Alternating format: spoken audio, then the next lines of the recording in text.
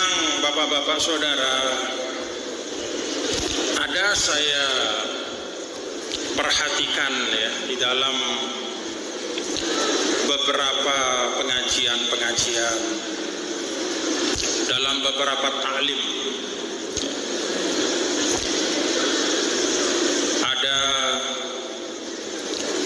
sebagian habaib ya, itu sampai mengancam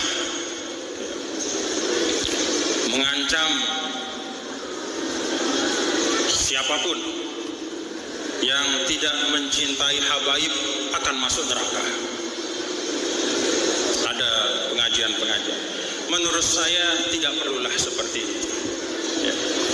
Jadi kalau ada ayat-ayat yang memuliakan keturunan Rasul sallallahu alaihi wasallam, itu adalah ayat untuk umat supaya jangan lupa terhadap kewajiban mereka. Itu bukan ayat untuk, mohon maaf, sebagian habaib kemudian menyudutkan umat atau menakut-nakuti. Bukan itu. Hati-hati. Tidak sedikit pelajaran dalam kitab-kitab para ulama. Orang yang semula hebat, istilahnya imannya kuat, tiba-tiba Allah takdirkan imannya tercabut. Na'udzubillah min. Jadi bapak-bapak ibu, bersyukurlah bagi umat Nabi besar Muhammad sallallahu alaihi wasallam, bersyukurlah. Kalau kita misalnya memilih satu pandangan, berada dalam suatu hal yang kita yakini adalah baik, maka kita pegang itu. Tapi juga tidak perlu kita sampai menghujat orang yang beda dengan kita. Tidak perlu sampai kita apalagi memfitnah. Kita ajak boleh, mari. Misalnya dalam pilpres ini kita ajak siapapun, yuk kita pilih calon pemimpin yang menurut saya adalah yang terbaik. Alasannya A, B, C, D, E, 1, 2, 3, 4, 5, 6. Kita sampaikan. Tapi tidak perlu kemudian kita menghujat, mengumpat, apalagi memfitnah. Ingat kemuliaan bulan Rajab, bulan Sya'ban, dan lebih-lebih setelah itu bulan suci Ramadan.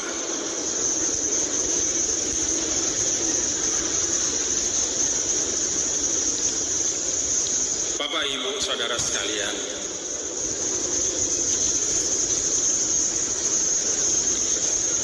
kalau ada,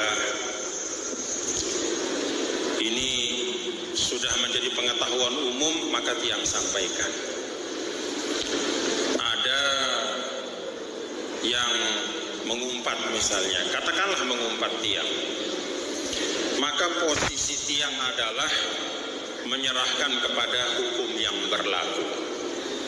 Jadi tidak usah kita main hakim sendiri. Ada penegak hukum yang bergerak berdasarkan undang-undang. Dan kita sebagai umat Islam itu, kalau kata Nabi yang mulia Rasulullah sallallahu alaihi wasallam, al-muslimun ala syurutihim illa syarton ahalla haraman au harrama halala, au kama qala alaihi salatu wassalam. Kita sebagai umat Islam ini disuruh oleh Nabi, al-muslimun ala syurutihim. Nih perhatian anak-anakku, para santri santriwati, supaya menjadi pedoman pegangan kita. Kata Nabi sallallahu alaihi wasallam, al-muslimun ala syurutihim.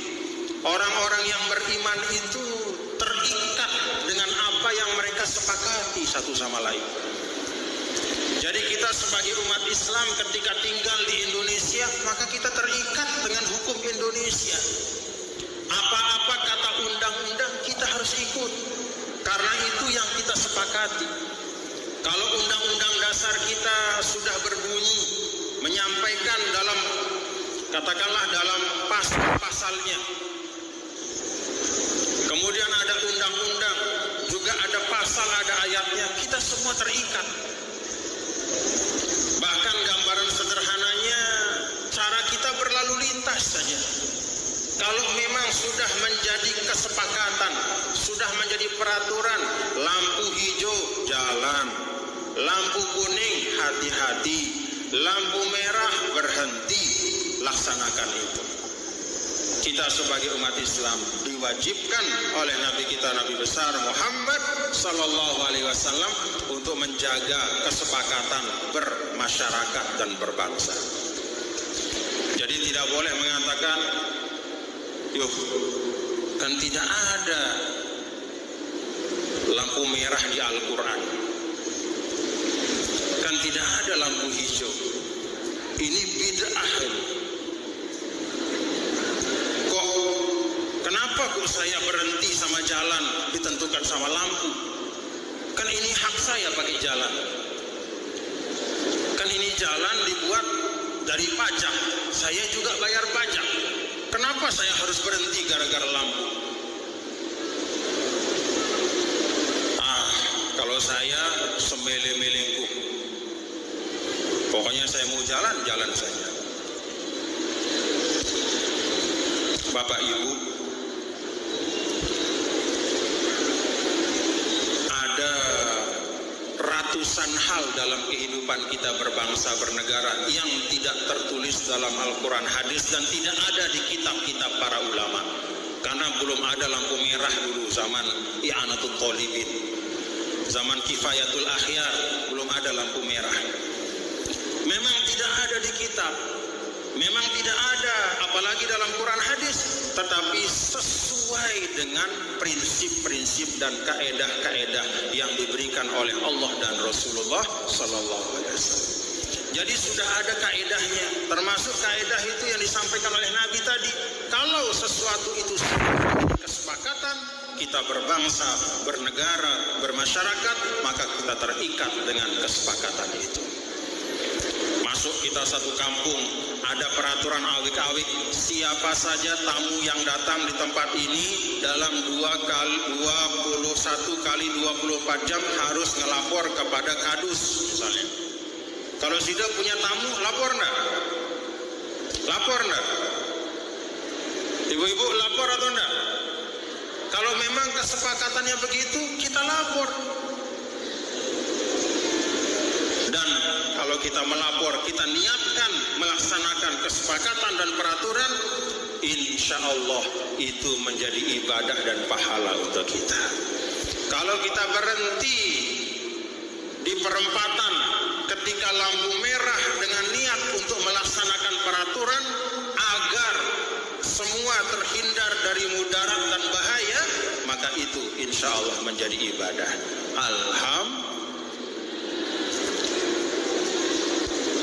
Nah, Bapak Ibu Saudara sekalian, jadi kalau ada hal-hal yang menyangkut urusan-urusan yang terkait dengan hukum, ya silahkan diselesaikan dengan hukum. Tiang juga memilih seperti itu. Jadi kalau ada potongan video macam-macam, mengumpat segala macam, nggak usah ribut-ribut Bapak Ibu nih, nggak usah ribut-ribut, nggak usah gundah, nggak usah. Kita serahkan kepada penegak hukum. Siapa yang berbuat harus berani tanggung jawab. Begitu sederhana. Nah, Bapak Ibu Saudara sekalian, memang yang patut disayangkan, sayang, seribu sayang. Kalau kata bahasa Al-Maqurlah nih dalam wasiat, aduh sayang, seribu sayang. Kadang yang mengeluarkan umpatan itu adalah orang yang mengaku punya nasab kepada Nabi kita, Nabi besar Muhammad sallallahu alaihi wasallam. Sayang, seribu sayang. Istilahnya kalau dalam pembicaraan sehari-hari kita sebut dengan habib atau habaib. Walaupun ini memang istilah yang lebih banyak ada di Indonesia. Karena ketika dulu tiang di Mesir, hampir semua guru tiang itu muntasib kepada Nabi kita, Nabi besar Muhammad sallallahu alaihi wasallam. Min Sayyidina Al-Hasan ataupun Sayyidina Al-Husain. Termasuk Syekhul Azhar yang itu beliau adalah keturunan Rasulullah sallallahu alaihi wasallam, kalau tidak salah dari Sayyidina Hasan. Tapi tidak ada yang kita panggil habaib dulu. Tidak ada yang kita sebut habib. Karena mereka memang tidak menonjolkan kehabibannya. Mereka lebih menonjolkan keilmuannya. Paham Bapak Ibu? Nah, tapi di Indonesia ada tradisi yang beda. Yang ditonjolkan adalah keturunan, bukan ilmu. Bagi sebagian orang. Sehingga kadang ada yang mengaku sebagai habib, senang disebut habib, tapi ketika dia naik mimbar tidak mencerminkan akhlak dari kakeknya, nenek moyangnya, yaitu Nabi besar Muhammad sallallahu alaihi wasallam.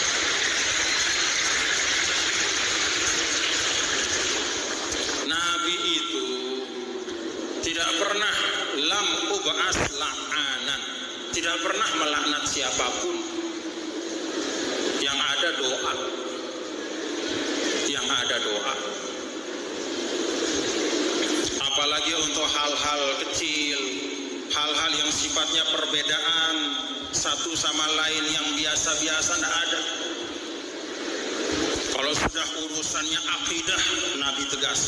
Tapi itu pun dengan rahmah dan kasih sayang. Jadi kalau urusan-urusan hal-hal yang terkait dengan katakanlah politik, apalagi hal-hal yang terkait dengan urusan yang di situ ada kemungkinan berbeda pendapat, maka tidak pernah ada umpatan atau hujatan, tidak ada. Maka ya kita berharap ya bapak-bapak, ibu-ibu, saudara-saudara sekalian, kepada semua keturunan Nabi kita, Nabi besar Muhammad sallallahu alaihi wasallam, hafizu ala karomati jaddikum. Wahai para zuriyah Rasulullah sallallahu alaihi wasallam, jagalah kemuliaan dan kehormatan dari nenek moyang Anda semua. Nabi besar Muhammad sallallahu alaihi wasallam. Jangan dikotori dengan umpatan hujatan. Jangan dikotori apalagi dengan fitnah kepada siapapun. Kalau masalah cinta, bapak-bapak dan ibu saudara sekalian, kepada keturunan Rasulullah sallallahu alaihi wasallam, itu tidak perlu dipertanyakan. Bagi seorang muslim ahlus sunnah wal jamaah, mahabbatu ali rasul juz'un minal iman. Memuliakan dan menghormati keturunan Nabi kita, Nabi besar Muhammad sallallahu alaihi wasallam, menyayangi mereka, itu adalah bagian dari perintah agama, bagian dari panggilan iman kita. Otomatis sayang tidak oleh keturunan Rasul, sayang anak-anakku dengan keturunan Nabi kita Nabi Muhammad sallallahu alaihi wasallam, sayang, tidak perlu dipertanyakan. Karena itu sudah merupakan naluri kita sebagai orang beriman.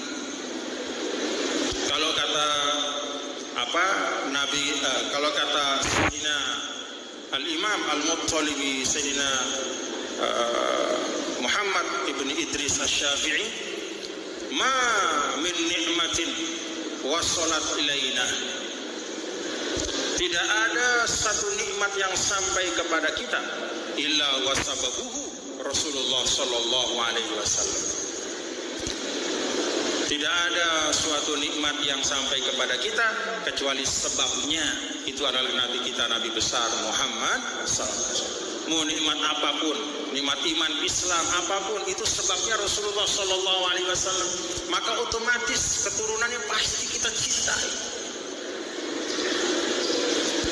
Tetapi bagian dari mencintai itu adalah menasehati kalau sesuai dengan pesan Nabi, man ahabbaka nasohaka.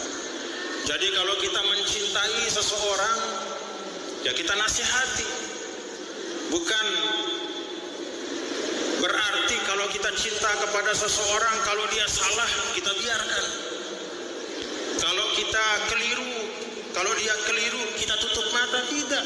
Justru karena kita sayang.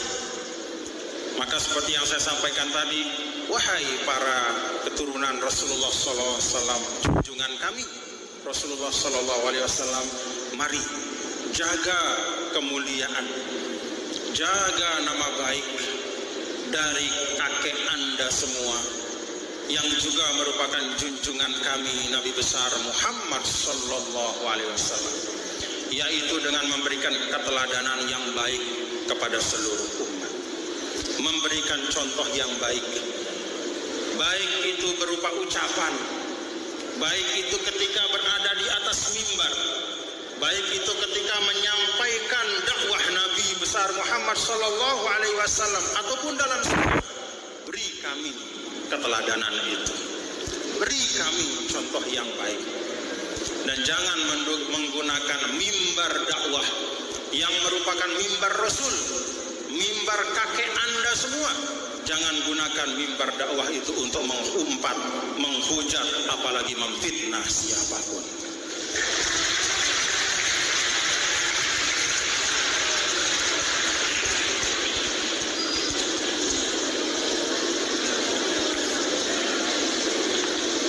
Jadi Bapak Ibu, kalau bicara sayang kepada keturunan Rasul itu otomatis nih, bahkan itu kita baca setiap sholat kita. Begitu kita syahadat, asyhadu an la ilaha illallah wa asyhadu anna Muhammad Rasulullah, Allahumma sholli ala sayyidina Muhammad wa ala ali sayyidina. Jadi tidak usah diajar kita tentang bagaimana mencintai keturunan Rasul, insya Allah ada dalam hati kita. Kita ucapkan setiap kita bertasyahud. Kita ucapkan setiap kali kita bertasyahud. Wa barik ala sayyidina. Bahkan bukan hanya kita minta ya keselamatan, kemuliaan, bahkan wa barik, kita minta keberkahan juga terlimpah kepada keluarga Nabi kita, Nabi besar Muhammad sallallahu alaihi wasallam.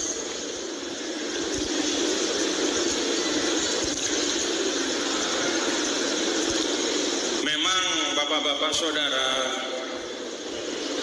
ada saya perhatikan ya di dalam beberapa pengajian, dalam beberapa ta'lim, ada sebagian habaib ya, itu sampai mengancam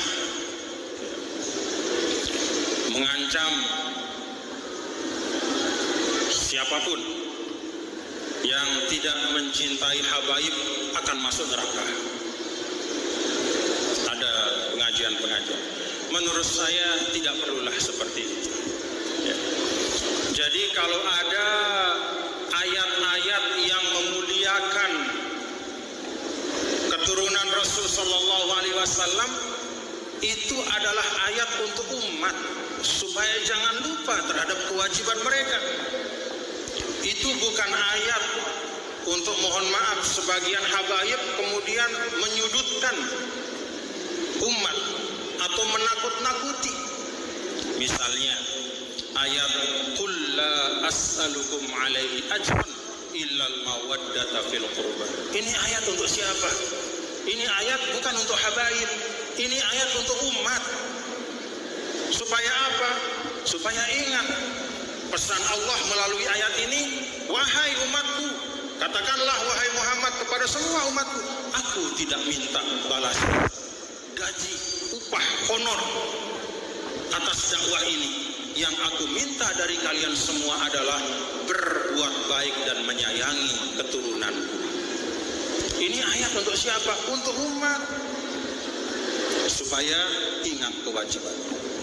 Ini bukan ayat untuk kemudian oleh sebagian, mohon maaf habaib, untuk kemudian mengecam, menakut-nakuti, melaknat, bukan.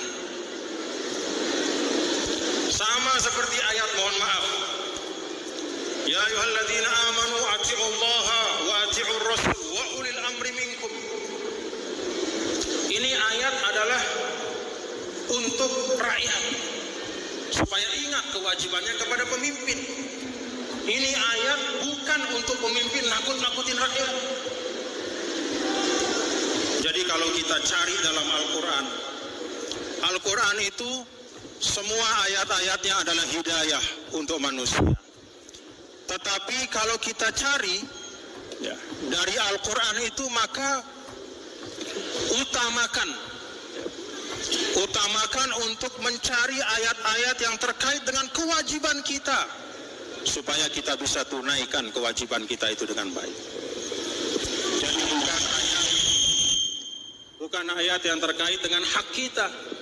Karena kalau ayat yang kita cari adalah yang terkait dengan hak kita, bisa jadi justru kita melampaui batas. Kalau ada pemimpin kemana-mana membaca ayat, wahai orang-orang beriman, taatlah kepada Allah, taatlah kepada Rasul, dan kepada pemimpin, yaitu saya. Bahaya nggak? Tidak baik. Tapi kalau antar rakyat yang mengingatkan satu sama lain, wahai saudara-saudara, bapak-bapak, ibu sekalian, kita sebagai rakyat, mari kita ingat firman Allah, ya ayyuhalladzina amanu ati'ullaha wa ati'ur rasul wa ulil amri minkum. Taat kepada Allah, kepada Rasul, dan kepada para pemimpin. Karena itu kita jaga kehormatan pemimpin. Pantas atau tidak? Pantas.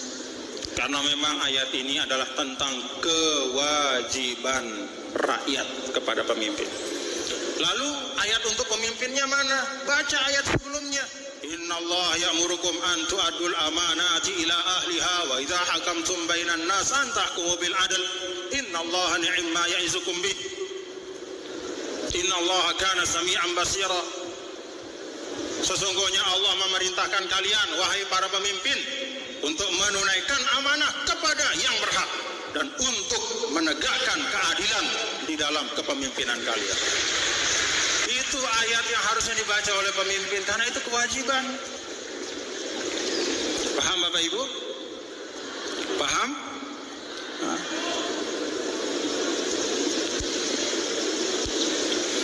Kalau para pedagang cari dalam Al-Quran itu, hadis itu, ayat-ayat ataupun hadis yang mengingatkan tentang kewajiban Anda sebagai pedagang. Ambil hadis Nabi, man ghasyana falaysa minna, yang suka-suka tipu menipu maka tidak termasuk kelompok kami. Ini hadis untuk para pedagang supaya ingat bahwa kewajibannya adalah berdagang dengan jujur. Kapan Nabi mengeluarkan hadis ini? Nabi pergi ke pasar di Madinah, lalu memasukkan tangan beliau ke dalam karung isinya gandum. Ternyata di bawahnya basah, atasnya kering. Kalau bawahnya basah ada air, semakin berat atau enggak?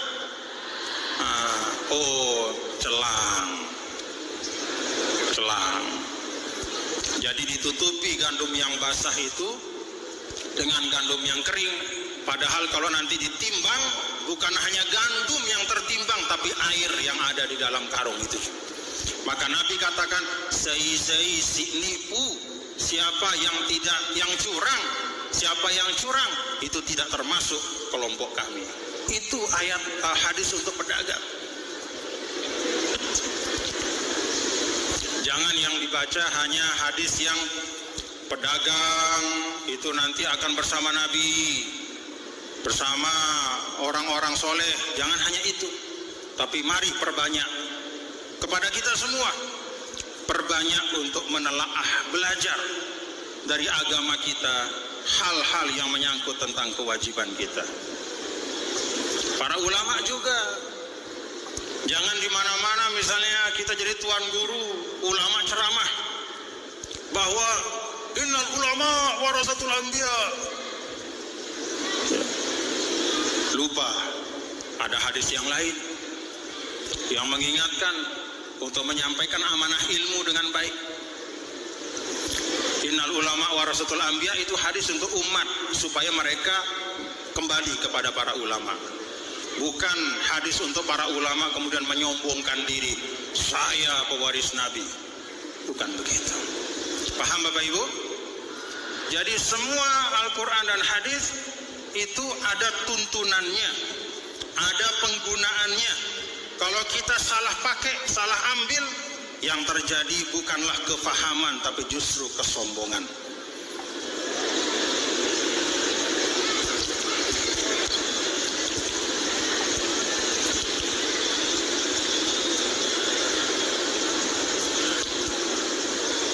Paham ibu-ibu? Hah? Jadi kalau ada ayat Al-Quran, wa wassaynal insana biwalidayhi hamalathu ummuhu wahnan ala wahnin wa fisaluhu fi 'amain ila akhir al-ayah. Telah kami wasiatkan kepada manusia untuk berbakti kepada kedua orang tuanya. Ibunya mengandungnya dari umur 1 bulan dan semakin lelah. Lalu kemudian menyusuinya sampai maksimal wa fisaluhu fi 'amain, sampai 2 tahun. Ini ayat buat anak atau buat orang tua? Hah? Nih ibu-ibu, buat anak atau buat orang tua? Ini buat anak. Bukan buat orang tua dalam arti orang tua nakut-nakutin anaknya dengan ayat ini.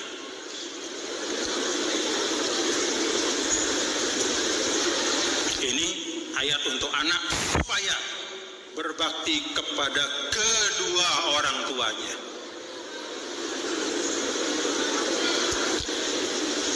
Ada ayat bagi orang tua apa? وَلْيَخْشَى الَّذِينَ لَوْ تَرَكُوا مِنْ خَلْفِهِمْ ذُرِّيَّةً ضِعَافًا خَافُوا عَلَيْهِمْ فَلْيَتَّقُوا اللَّهَ وَلْيَقُولُوا قَوْلًا سَدِيدًا. Hendaklah mereka takut jangan sampai meninggalkan keturunan yang lemah, imannya lemah, badannya lemah, sakit-sakitan, ilmunya lemah, dia tetap pebe. Kalau bahasa Sasak, dia tetap pejelewas, dia tahu timuk bareng-bareng, dia tahu kenandengan, ilmunya lemah, imannya lemah, kefahamannya terhadap kehidupan lemah. Jangan sampai terjadi seperti itu. Ini ayat untuk siapa? Orang tua. Ini ayat untuk orang tua.